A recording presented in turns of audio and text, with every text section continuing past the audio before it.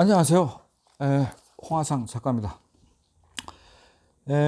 지난 시간부터 이제 그 교토의 오래된 가게들, 천년사인들을 지금 세 편을 했고요. 강의하는 도중에 그 본능사라는 절이 지금 계속 나오고 있기 때문에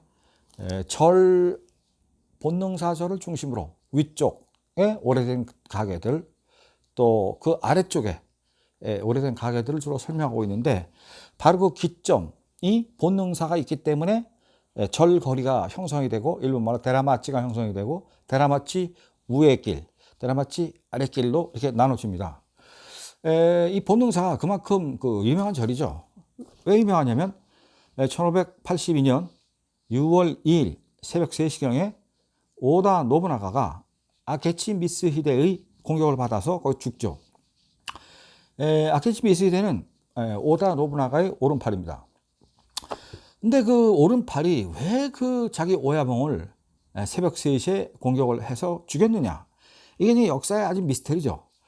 그 미스터리는 이제 몇 가지로 지금 정리가 나오는데, 첫 번째는 아케치 미스히데가 오다 노부나가 당가는 그 실력자인데, 오다 노부나가로부터 너무 많은 모욕을 받아서 결국은 분을 참지 못해 가지고 죽였다라는 설이 현재로서는 가장 설득력이 있습니다.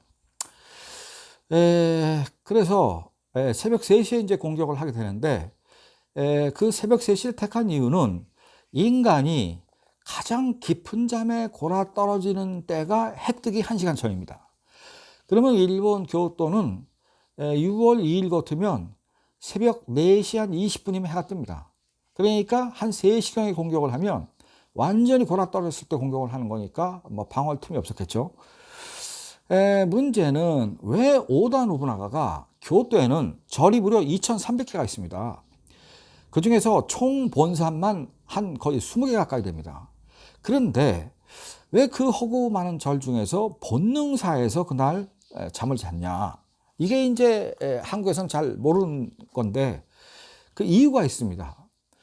그 본능사의 그 주지, 그 본능사라는 그 종파를 열은 스님은 일승이라는 사람입니다. 일승. 그 일승 스님은 후시미 군가의 아들입니다. 후시미 군가의 아들이라는 거는 이 사람이 왕가, 즉 로얄 패밀리에 속했던 사람이라는 얘기죠. 그러면 계급이, 이 사람은 천황가의 패밀리이기 때문에 오다 노부나가는 사무라이로서는, 뭐 성주급으로서는 굉장히 높은 반열에 있지만 기본적으로 왕가보다는 그 아래에 있는 사람입니다. 따라서 일승 스님이 계급으로 봤을 때는 자기보다 한 차원 높은 사람이죠. 또 나이도 일승 스님이 오다보다는 거의 한 20살 정도 많았습니다. 나이 차이 많이 나는 거죠. 거의 아버지 뻘이죠. 그런데 대통령이 뭐 예를 들면 청와대를 떠나서 어디 가서 잠을 자게 되면 그 숙소는 그 특히 전제주의, 독재주의 혹은 뭐 이런 시대에는 그게 아주 비밀인데, 본능사에서 오다 노부나가가 잠을 자고 있다는 거는 극비이기 때문에 아는 사람 몇 명 없습니다. 그런데 아케치가 그걸 알고 있었다는 거죠. 오른팔이기 때문에 알았겠죠.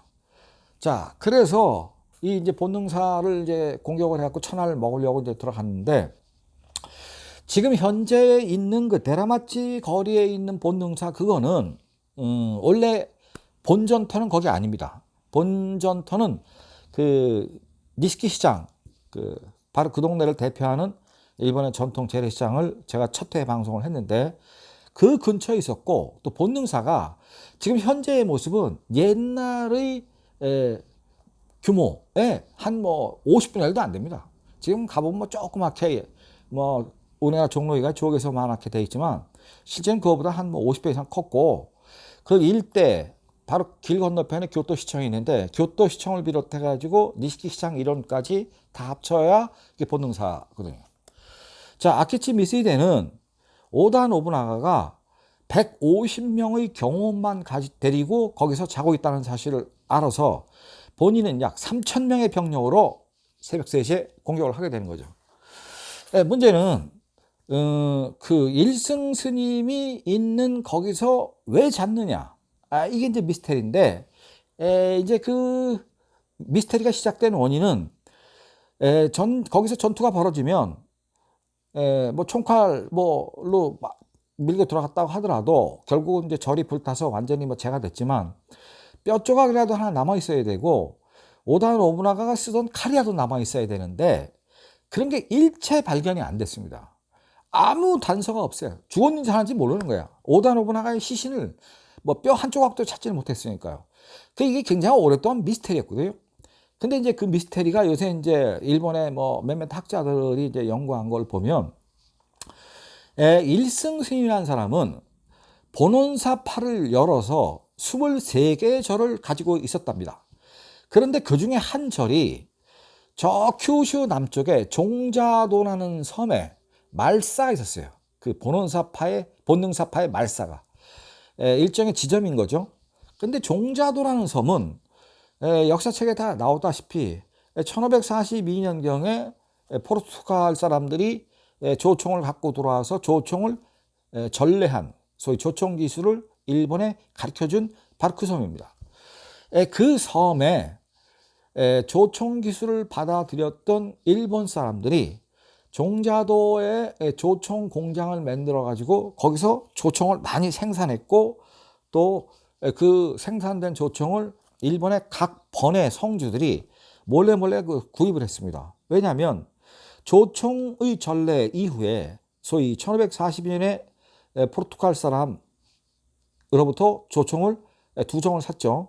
그래서 하나는 은괴를 무려 8,000개를 주고 샀는데 하나는 잘 모셔놨고 하나는 해부에 뜯어가지고 분해해봤고 이게 어떻게 만들었나 해서 똑같은 총을 만들기 시작하죠.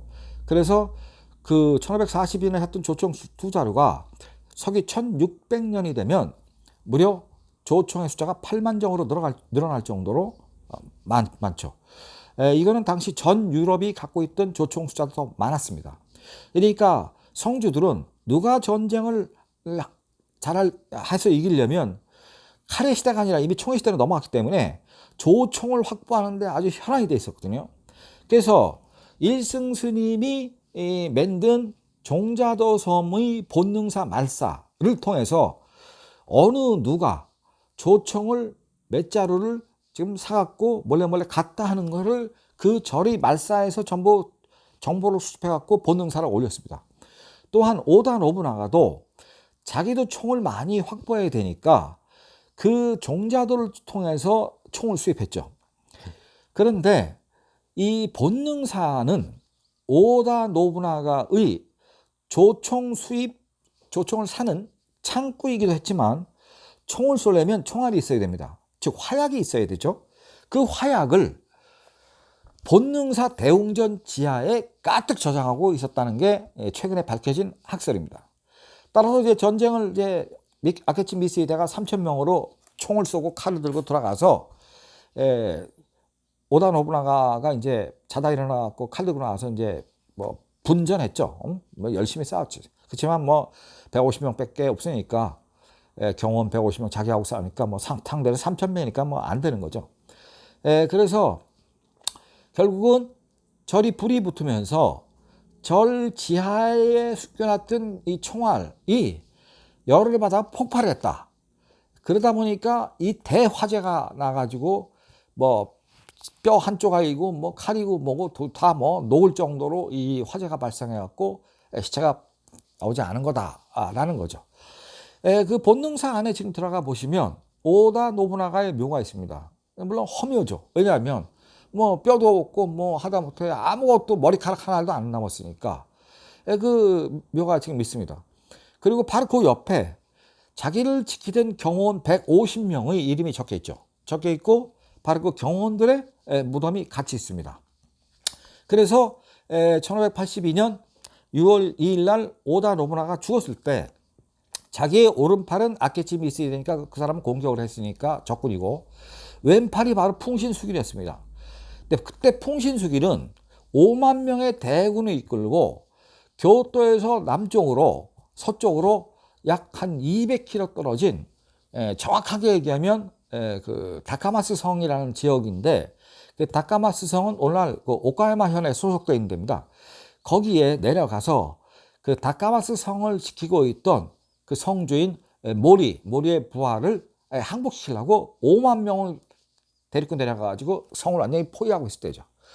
그때 이제 오다 노부나가가 죽었다는 전갈이 급히 오면서 이제 풍신수길이가 회군을 해가지고 교토로 다시 돌아와서 자기 오야봉을 죽인 아게치 미스히데를 죽입니다. 죽여서 천하를 통일하게 되죠. 사실은 그 풍신수길이의 입장에서는 어떤 면에서는 그 천하가 거저 굴러 들어온 거나 다름없습니다. 그래서 이제 풍신수길이 뜻하지 않은 행운으로 오야봉의 죽음으로서 천하를 먹었는데 역시 이제 최대의 라이벌은 누구냐? 역시 덕천강이죠. 덕천강. 그래서 풍신수길이가 천하를 일단 먹었고 그 이후에도 전쟁을 또 많이 했습니다. 사실은 많이 했는데 많이 하면서 1582년 6월 2일에 오다 노부나가 죽으면서 천하를 먹었지만 그때부터 전쟁을 계속해가지고 뭐 사실상 이제 1583년이 되면 이미 뭐 완전히 뭐 다 평정을 한 상태고 그렇지만 독과 이에야스는 여전히 적으로 남아 있었고 따라서 천하 통일이라기보다는 봉합을 했다라고 볼 수 있습니다. 이렇게 해서 1582년 6월 2일 날 오다 노부나가의 시대는 끝이 나고 이어서 이제 풍신수길의 시대에 접어들게 되는 겁니다. 자, 여기까지 제가 오다 노부나가를 말씀드리고 다음 시간에 풍신수길의 이 천하통일 이후의 전략을 말씀드리겠습니다. 감사합니다.